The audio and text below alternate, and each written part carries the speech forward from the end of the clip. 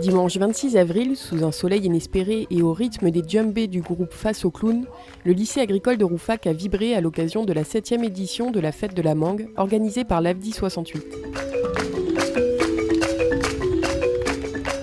Alors l'AFDI a deux fonctions, on participe par l'échange et le développement dans les pays du Sud. Et elle a une fonction en France de sensibiliser la population, le grand public, justement aux problématiques des paysans du Sud. Donc aujourd'hui, on est dans la sensibilisation du grand public. C'est pour ça qu'on a fait des expositions sur le Cambodge, le Mali. Et en fin de compte, la mangue est vraiment le produit d'appel parce que le grand public connaît la mangue. Et une fois qu'il a goûté, les gens y reviennent, ça se voit, ils font la queue. Lors de l'inauguration officielle, la fondation Passion Alsace, par l'intermédiaire de Philippe Oberlin, instructeur de dossier de demande d'aide, a remis à l'AFDI 68 un chèque de 3 000 €, dont 2 000 € provenant de cette fondation et 1 000 € du Crédit Agricole. Cette subvention vient récompenser la bonne place obtenue par l'association dans le cadre du concours Avançons ensemble, publié dans les DNA et l'Alsace. Donc l'AFDI 68 était en concurrence avec 9 autres projets que je ne développerai pas, mais qui étaient tous très intéressants. Et la bataille visiblement était très dure et l'Internet a permis justement à toutes les personnes qui ont soutenu l'AFDI 68 de permettre à l'association d'être 3e ou 4e je crois, dans l'attribution des places. Cette fête de la mangue aura nécessité 1 an et demi de préparation en amont et le jour J, une centaine de bénévoles pour assurer le bon déroulement de la manifestation. La précédente édition de cette fête, organisée 1 an sur 2, s'était déroulée au lycée agricole de Winsenheim. En revenant à Rouffach, l'AFDI 68 a renoué avec ses sources, elle qui célèbre en 2015 son 30e anniversaire. L'AFDI a un petit peu vraiment commencé son activité il y a 30 ans en suivant des migrants maliens qui travaillaient chez Peugeot Mulhouse. Et ils sont retournés au pays, donc on les a suivis financièrement et au niveau formation. Et ils ont été formés ici au lycée agricole il y a quasiment 30 ans. Donc moi je trouve que c'est une belle image de fêter les 30 ans et le fait que tout est un petit peu parti du lycée agricole ici.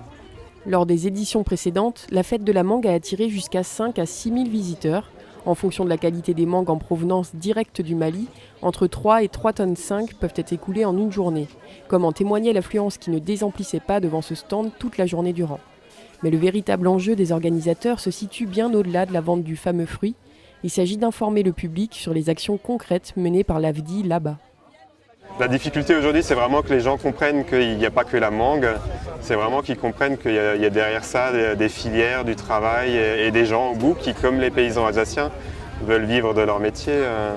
C'est un peu une problématique, c'est que les gens viennent souvent juste faire les courses et acheter des mangues. L'AFDI nous aide sur tous les plans. Quel qu'en soit sur le plan concernant sur le greffage, concernant sur le maraîchage, concernant sur l'alphabétisation de nos paysans, concernant aussi sur la création d'une banque mutuelle. Alors on ne travaille pas que avec les producteurs de mangue, on travaille sur différentes filières, que ce soit le maraîchage, bananes, les fermes transformatrices. Sur les mangues, c'est vraiment de les aider à s'organiser en coopérative et à exporter directement leurs produits en France. À savoir, au Mali, un produit basique, que ce soit un produit agricole ou la pêche, de la brousse jusqu'à Bamako, il y a 10 intermédiaires. Et sur la mangue, c'était similaire jusqu'en France, voire plus. C'est vraiment de réduire les intermédiaires qui eux, prennent l'argent sur le dos des agriculteurs, des gens qui produisent le produit à la base. Au travers des nombreuses animations destinées aux petits comme aux grands enfants, mais aussi des tables rondes, des conférences ou encore des quiz, l'objectif était de rapprocher des cultures qui, au-delà de leurs différences, avancent dans la même direction.